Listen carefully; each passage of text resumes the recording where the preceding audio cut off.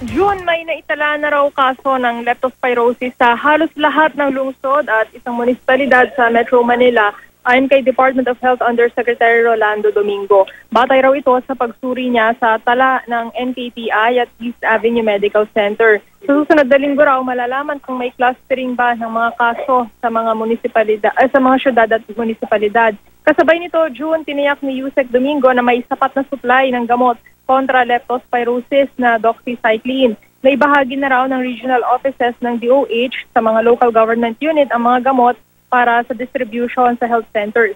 Payo ng DOH, June, sa publiko agad na magpunta sa health centers sa loob ng 24 to 48 hours pagkatapos nilang lumusong sa baha para makapagpatingin at maresetahan ng gamot.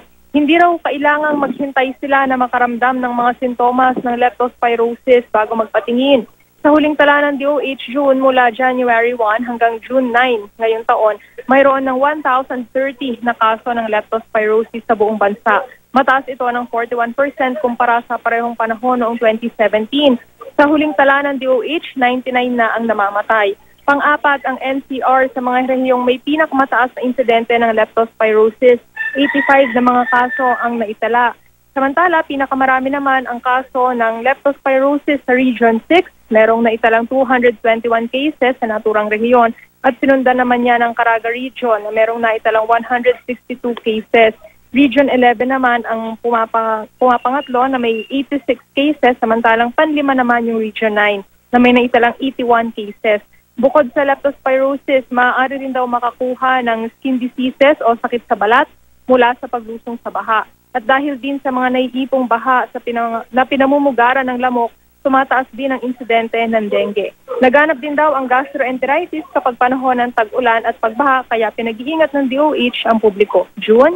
Trisha, saan kaya pwedeng i-attribute ng Department of Health itong almost 50% na mas mataas na bilang ng mga tinamaan ng leptospirosis ngayong taon na ito kumpara noong 2017, Trisha? Sabi ng DOH, peak season daw talaga ng leptospirosis ang panahon ng tag-ulan. Bukod dyan, yun daw kasing mga basura no, na nagkalat sa ating paligid talagang nagko-contribute daw yan sa paglaganap ng mga sakit partikular na ng leptospirosis, June. Maraming salamat, Trisha Zafra.